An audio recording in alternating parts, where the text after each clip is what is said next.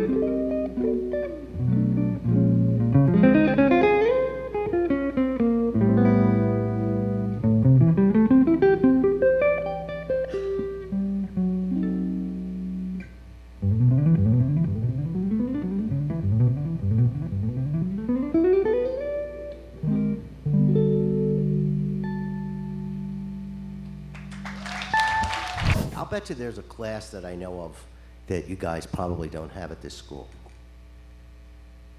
It's called Jazz Face 101. You know, you got to make faces. You got to make that.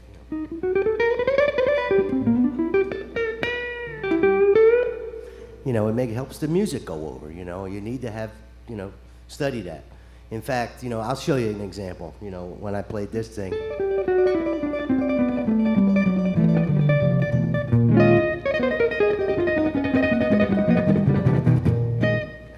See, that's just jazz face, because look. You guys have a wonderful score here, too. See, I could do it and talk without the face, you know. So, anyway, so like I said, I'm here to, you know, try and, in other words, which way can I help you the most? You know? What would you like to know about? If I can answer it, I would be very happy to answer any question at this point right now. Yes? Can you say that again?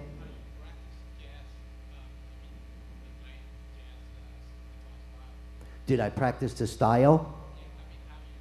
Oh, how do I practice it? Well, that's a big question. I practiced playing the guitar and then chose to play jazz. You know, you can't, I don't think that you can practice jazz. I mean, you can, but I think you should look at it. I don't think you should separate everything, you know? Because whatever kind of music that you're going to play, I assume you're all guitar players, but whatever instrument it is, you have to be able to play the instrument and then, you know, decide to take it in which direction that you want to go. You know, to me, it's all just music. And I guess, you know, jazz means a lot of things, you know. I mean, I hear jazz from somebody like Eric Johnson, you know, whereas most people don't consider him a jazz player. But I think that that's jazz, you know. Now, if you're talking about like maybe the style, that straight ahead kind of style that I play, you know, I would say learn as many of those kind of tunes as you can. Listen to the records. Get some. I'm sure you have tons of people here that could point you in the right direction and what type of things to study, like that. But to me, I don't like the labels. You know, it's just music, and as long as it's good. That's the only label that you need to have is good or bad, you know. Yes? This, playing standard tunes, and both my parents were musicians. My mother was the chick singer in the band, and my father was the guitar player. So there were no schools then. The only school that was around when I was coming up was Berkeley. I didn't go to Berkeley. At the time when I was in high school, I was working professionally, so I didn't have the time to go to a music school, you know. So I kind of learned on the street, as they, you know, the school of hard knocks, you know, which is not the greatest way to learn, you know. I think that there's probably the truest answer to that is that the truth of how to learn whatever kind of music it is, whether it's this or whatever you want to do, is the truth lies somewhere in the middle, you know. I think that nowadays you have the opportunity to take advantage of all this great technology, you know, and don't let that go by, because that's your future. That's how you're going to make money.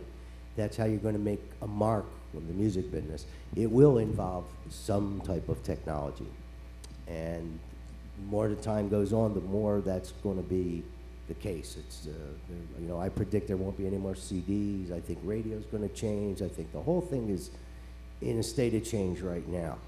And so take advantage of the technology, take advantage of all the knowledge that you can get, you know.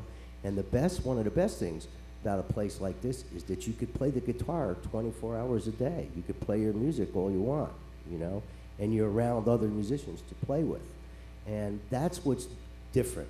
When I came up there was a lot more older musicians around and more chances to play, you know, and even more so for myself because my parents were musicians. So I got to play with everybody that came over to my house. I was just a little kid, you know, and then I got to play with other musicians.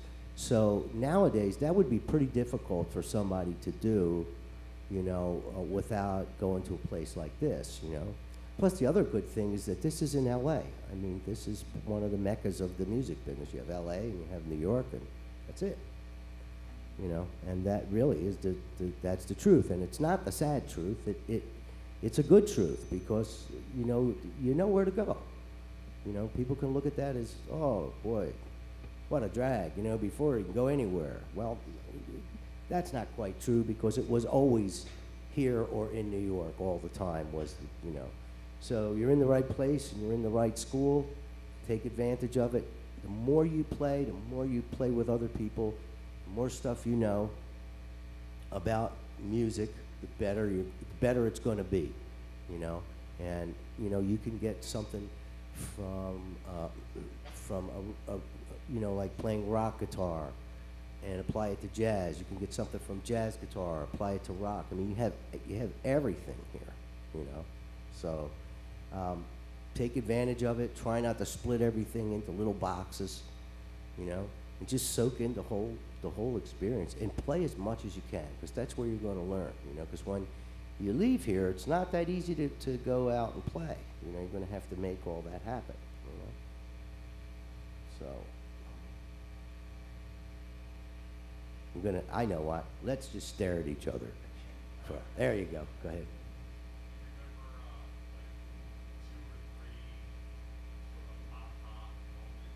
Sure, absolutely, yeah. The first aha moment was when I realized that I didn't have to play D Dorian over D minor seventh. That was the first aha moment. And now, let me preface this now. I say this at every clinic, okay? What I'm about to tell you, okay, does not imply that what you're learning at school, or maybe, I don't know your curriculum at all. That doesn't mean that your teacher is wrong because he may tell you something to practice that's different than what I'm about to tell you, okay? So I don't want to hear anybody go back and say, Jimmy Bruno says you're wrong, okay? So I'm going to say it one more time, okay? This is what I have observed. You know, it's like you said that aha moment. It wasn't that long ago where I realized this, okay? So I just I may have a different way of looking at it now, being 52 years old, than I did when I was 16 or your age, you know? That's the way I learned, okay?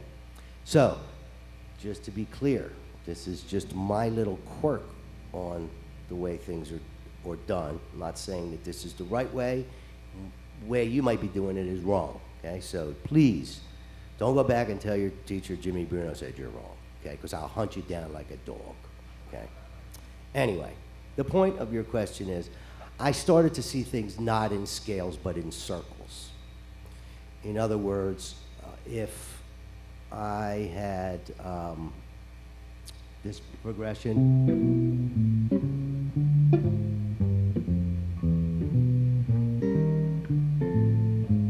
I'm playing 1, 6, 2, 5. I'm making the 6th chord a dominant chord, an A7. And then I did 3, 6, 2, 5, little variations on it, but it's basically 1, 6, 2, 5. And there's a thing that it's an abstract concept, and to me it's a tonal center. And it's, I don't know, when I play something like that, where I hear even something like this,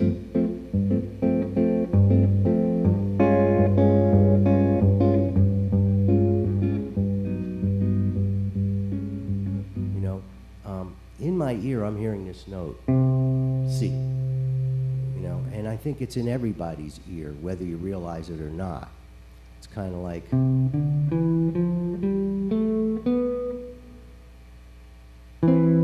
you see?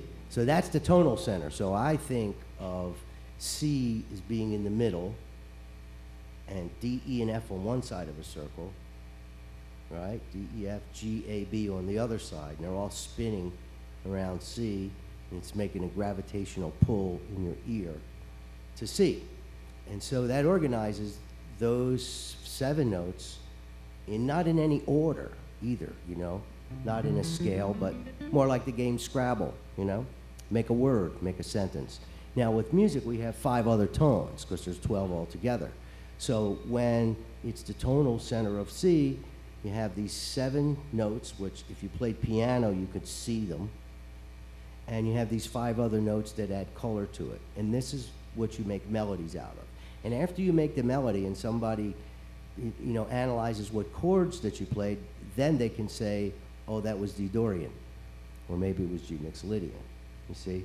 So in reality, it's a great way to analyze music, but I don't make music that way now, okay? I used to, so it's a necessary step, but I don't do it now. I do it by melodies, you know, okay? Does somebody want to come up and play? To be the guinea pig? Let's prove, let's see if I'm full of crap or not. Let's see.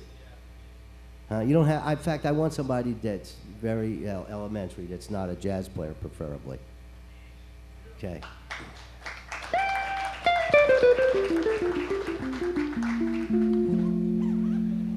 Do you consider yourself like a self-taught guy, or were you trained? I'm a self-taught guy. You are a self-taught, okay. I'm a self-taught guy, yeah. What I'm telling you are things that are my observations that, you know, it took me a long time to observe these things, and I still find other little, the more I do it, and I don't know, I'm at a point in my life where I don't have anything to prove, and I don't mean that because I'm so good, I just mean that in a way that I don't care about things like that anymore. I used to. When you're young, you gotta care like that.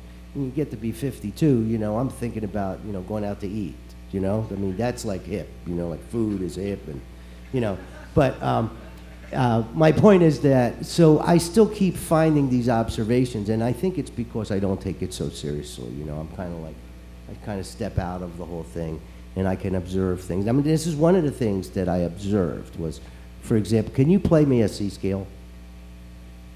Yeah. Good. Can you play it up there? That's the one. Keep going. Can you do the other? Good. Okay.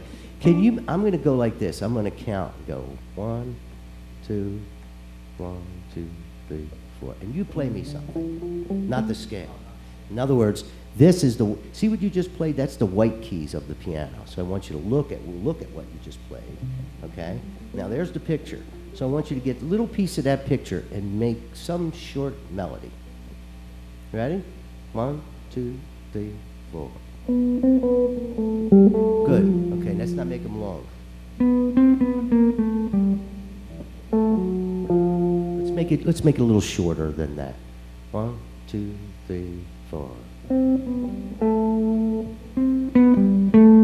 Okay, good. Now you don't know what the chords are, right? Okay.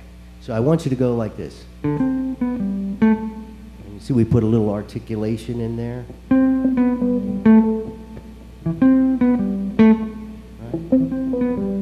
Over and over.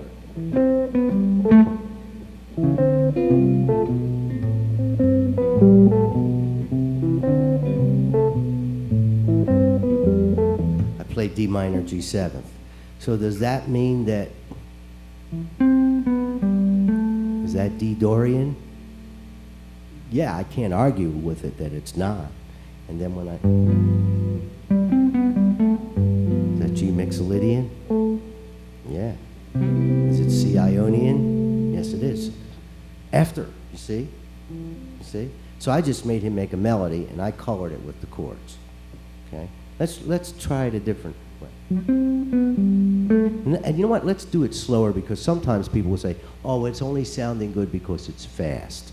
The reason it's sounding good is because it's a good melody. It has a rhythm to it. You can remember it, you know?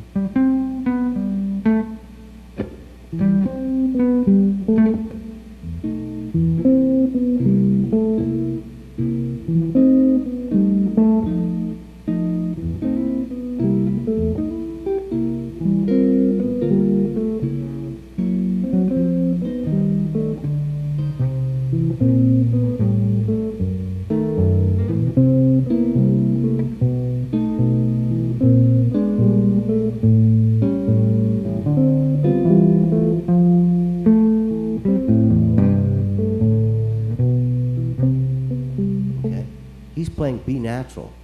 I played all dominant sevenths. C7, F7.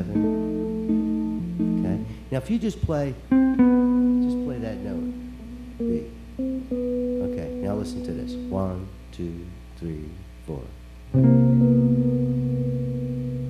Why does it sound wrong? Does anybody know? Why? But it didn't before? Nah, it's simpler than that. It's because, first of all, music doesn't stop like that. The only time that note sounds wrong is at the end of a song that I would go, okay? But in the meantime, the music, it's part of a melody.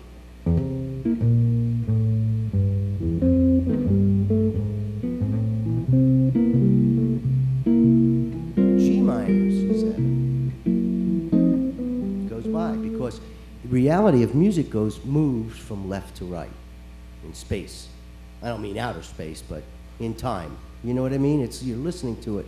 You know, you don't hear music by freezing it and that's a good way to analyze music. But this proves, to me, to my mind at least, and you're welcome to differ, that music is horizontal. This means it's going this way, it's not vertical. We analyze it vertical. The slower the music gets, the more of the horizontal starts to tilt into the vertical. So the slower you play, the more, okay? But if you got a good melody and you have to choose the melody from the right set of pitches, it'll work. I'm gonna play E minor, A7 flat 9, D minor 9, and D13 with some other stuff in it. All right? 1, 2, 3, 4.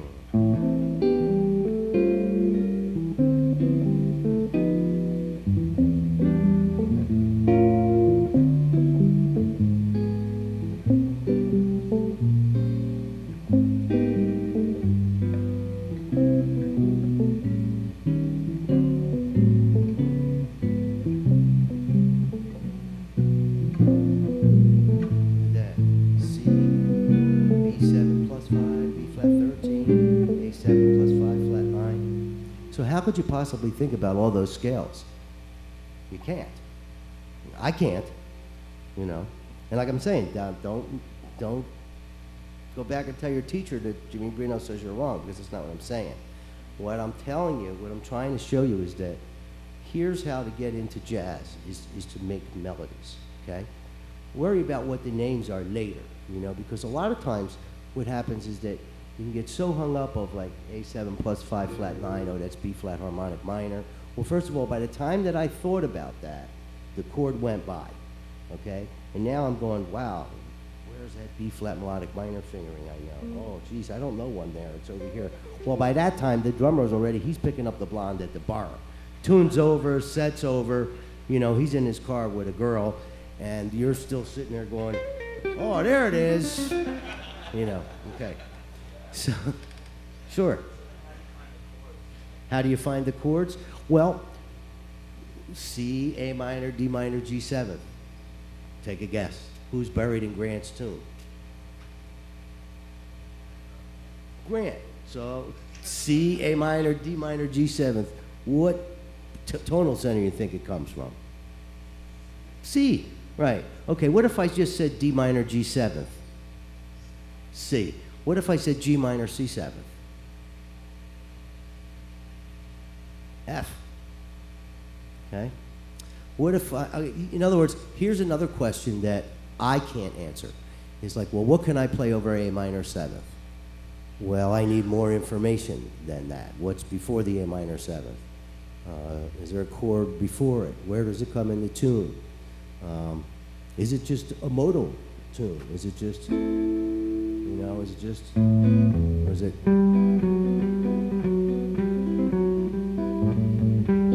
See, all these things matter. So if that was the case, I'll ask you, what would be your guess? What do you think that would come from? Anybody, even if it's wrong. G G major? Okay, the right answer is G major. But let's say you thought C, okay? All right. If you play that, there's a note in here that's not in C. What is it? It's the F sharp, okay? So let's say you think, so play a C scale and make all your Fs sharp, because that's in here. Huh? Well, you could call it Lydian. To me, it's the notes of C, but all the Fs are sharp. Okay, so play, you know, you got a little C scale here. How about this? Okay, so all you gotta do is make a melody.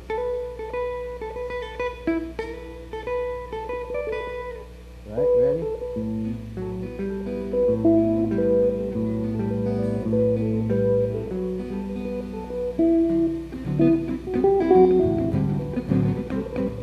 Keep going. Play louder.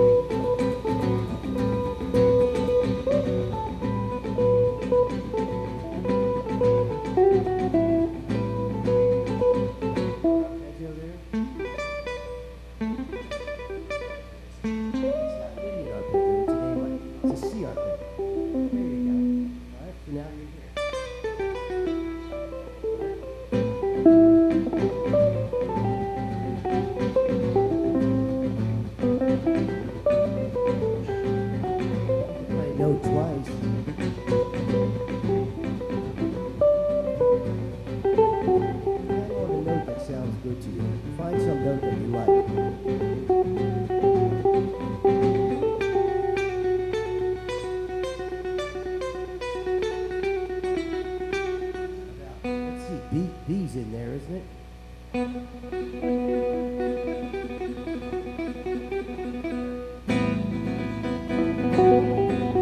Pedal E too.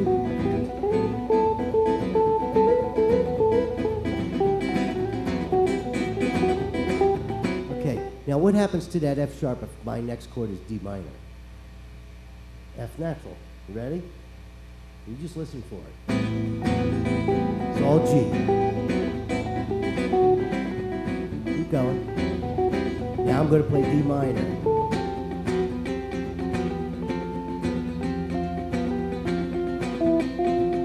going to go back to G.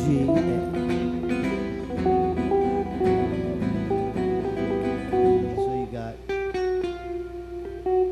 All right.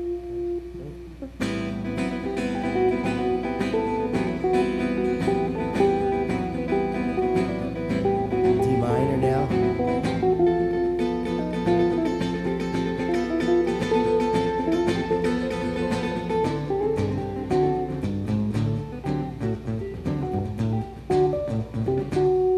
Let's say you picked wrong and you said C, okay? So now you got F natural, so you're going to pick the wrong one, okay? So only one note is you think is going to be wrong, is F, okay? So let's see, yeah. You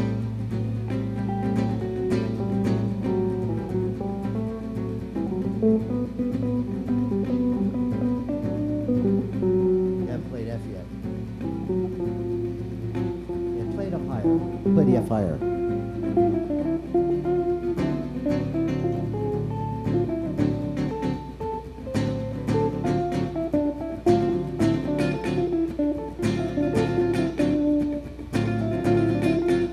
He plays F natural, I play an F sharp in the chord, comes out D7 plus 9. See? That sounded nice, right? Okay? So put an E flat with it, because I'll tell you a little trick, another observation. Plus 9s like flat 9s. They like to go. Okay?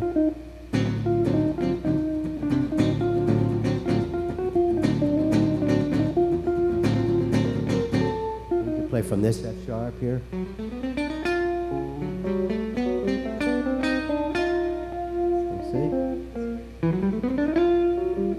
I'm playing a G scale, F sharp, G, A, B, C, D, E flat, F.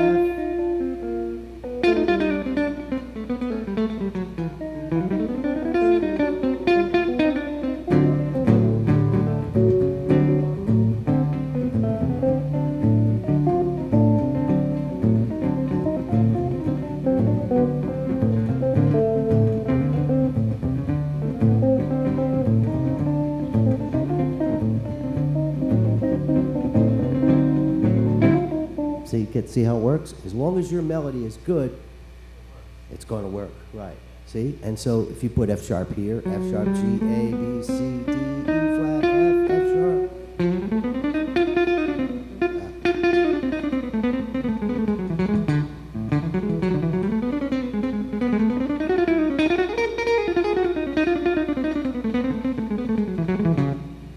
Okay?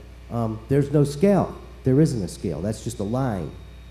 It's just a melody that I picked from the 7 notes of G and the 5 notes outside of it. And this is what I've noticed from doing this. And when I play a tune, I know which tonal center it's coming from. And as it goes to the next chord, I ask myself, what's different? You know, if you just watch your hand, your hand will tell you. What if I go to C major to C minor? What note moved? Well, the first one that I see is E to E flat. So if I play Green Dolphin Street, I landed on E flat. Now I made the chord change. See, and then the next chord, and the next chord, and the next chord. And you'll see that they only move by 1 or 2 notes. And I learned this by, not because, see, somebody told me that this was C major, and then it was C Dorian, or C pure minor, I forget which. But somebody was trying to tell me that when I was 12 years old. I was playing this tune with a saxophone player, and I didn't know the song. And so he would like lean over and blow notes in my ear, you know, real quietly. So he was going, when it went to the C minor. And I would be looking at him like, yeah, thanks, like that's going to help me, right? I didn't have an ear then, so I didn't know what he meant, you know. Later, when I developed an ear, I said, oh, geez, this is what he's telling me, is that this is the note that changed. You know, I mean, he couldn't tell me that it was, oh, no, stop, play C Dorian, you know. He didn't know that, you know, that nobody went to school. So he was telling me, get that note and change it. You know, in the meantime, I looked at him for years and went, oh, thanks, you know. I thought he was nuts, you know. But you know, thinking back on it now, I mean, that's what I hear when I play that song.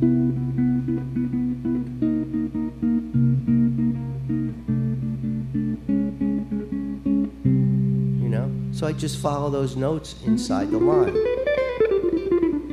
Okay? So you see that no matter how simple I make this, you still got to be able to practice scales. My main reason for practicing scales and arpeggios and exercises, etc., is so you could play the guitar.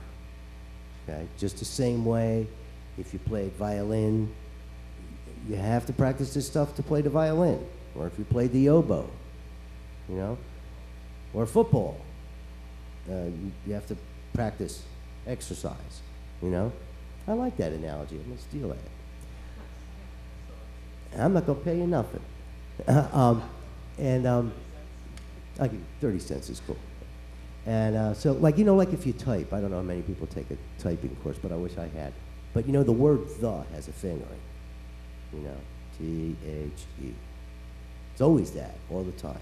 So scales and things on the guitar have fingerings. So for you to make these melodies come out of your head, you need to have fingerings. How are you going to get fingerings? Scales, arpeggios, exercises. Not so much to stick them over the chord. That's the way I feel about it now, you know. But like I said, I started out the same way as you, this scale over that chord like that, you know. And then it was hard to break free of it, and then it was just me being able to make lines.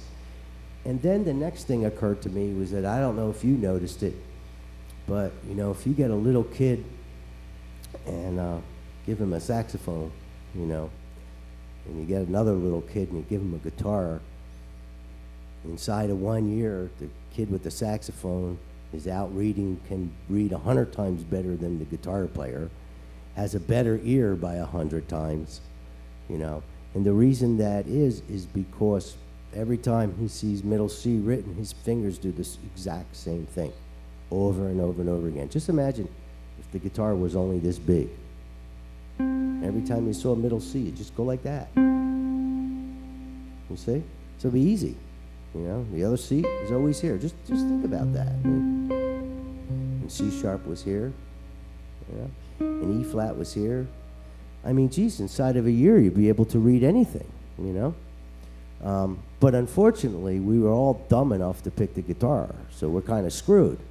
So, but not totally hopeless, because you can make this become, for me, it's 5 pictures, okay, that repeat. And it's like if I took all the white keys on the piano. This is on my website too, you can download this. That's all the white keys. And you see, there's the next spot. There's the next spot. 4th spot. Last spot. Okay? So when I'm playing this way, I'm just moving from one picture to the next. And it makes a picture, just like that makes a picture. See? Same thing. If I go to the key of F, now that's all here.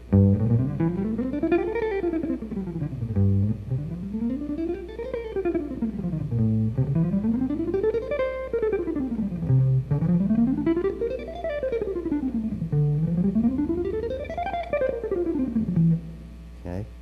Minor stuff, same thing to me. You know, if I play B minor 7, flat 5, E7, it's C. So if I pick this one, okay, so if I want to get a note that fits the G7th, I make all the G's G sharps. Let's see if you played this, let's see.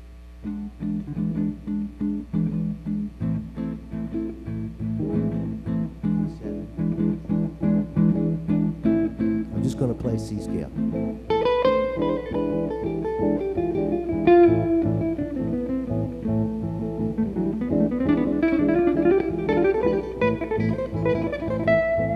Another C scale.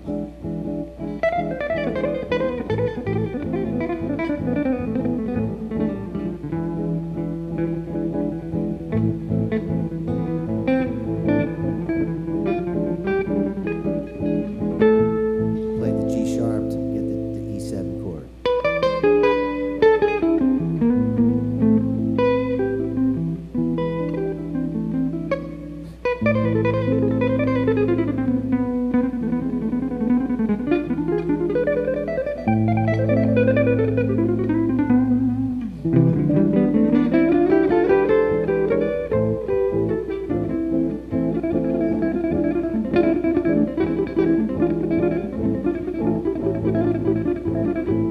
It's all C scale. Okay. Is that me? That'd be me. See, so there's more than one way to skin a cat. Is the point, and this is the way I do it. You know, there's a lot. Every guitar player that comes through here will have a different way. You know, and they're all right. That's the frustrating thing for a student, is that they're all correct. You know, so you need to find your own way. You know, because I found this. You know, other people have different ways, see it differently, and it's not wrong to look around and find. You know, this all came about out of desperation. This wasn't like out of some kind of intellectual prowess or anything. This was so, you know, guys wouldn't be yelling at me on the bandstand. What the hell are you playing? Jesus Christ, 50, where'd you get them notes? You know, that's great. You don't want to tell some kid, hey, where'd you get them notes? What the hell does that mean to a kid? You know, and then a guy can't explain to you what notes, you know, why they're wrong, because nobody knew anything then. Everything says, don't you hear it? Don't you hear it? No, I don't hear it. Hello? You know, I'm just a kid and I don't hear it. Where'd you get them goddamn notes? Geez, I didn't even think they were in music. You know, you hear all that kind of stuff, you know. That's real helpful. So, like when I say out of desperation, this is so I'd go home and go, you know, geez, what the hell's he talking about? And I'd sit there and I'd figure it out until I got it, you know, because you didn't want to hear that the next night. Yeah, you're still playing them weird notes. Geez, boy, you really suck. You ever going to get an ear, cement in your ear? I mean, you know, nobody wants to hear this, you know. So like I said, it was out of desperation. So I figured like a couple different fingerings, you know. I mean, I was studying like every permutation of, you know, fingerings that when ascended and your hand went this way, like,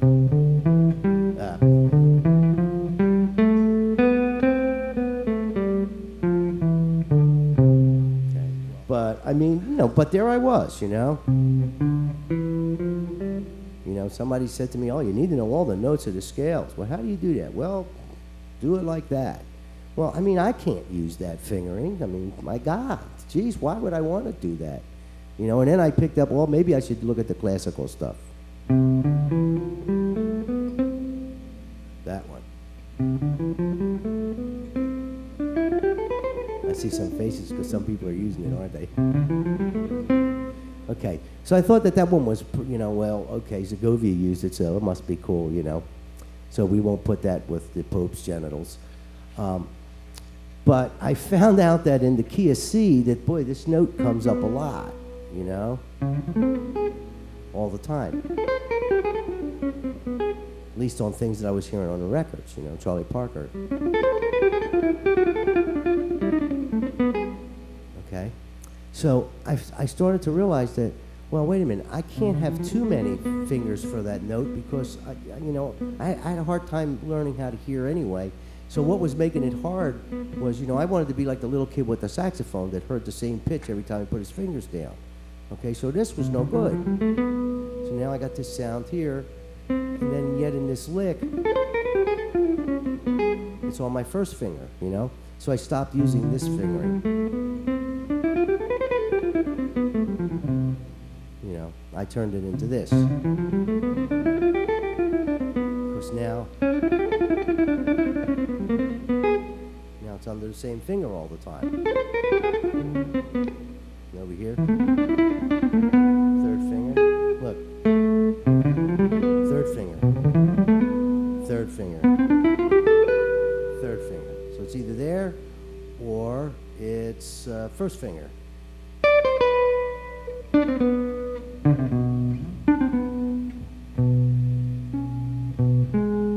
See? So I only have actually two fingerings. I try and make it as simple as possible.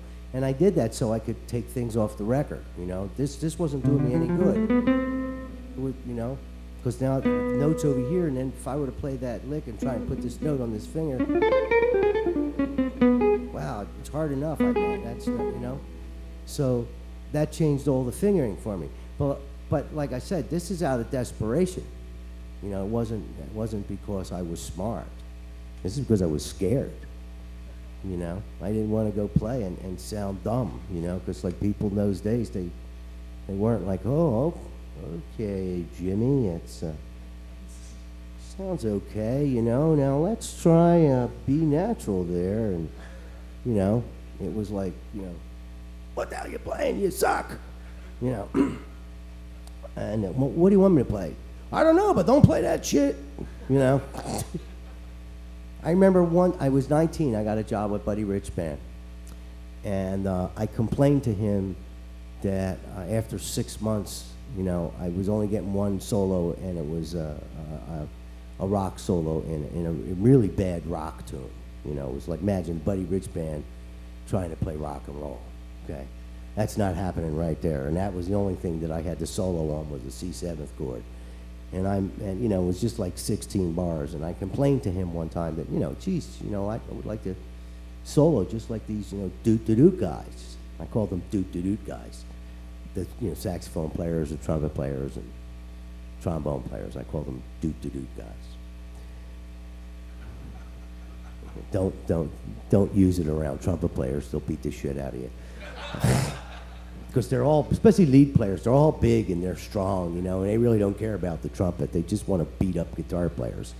Anyway, so I said this to Buddy, you know, and he says, well, how do I know you could play? And I says, well, I don't know that I could play either, but, you know, I'd like to have a couple more solos in a tune that's, you know, I didn't tell him this, you know, but I mean, you know, him playing rock and roll, I mean, geez, it sounded like every beat was an earthquake, you know.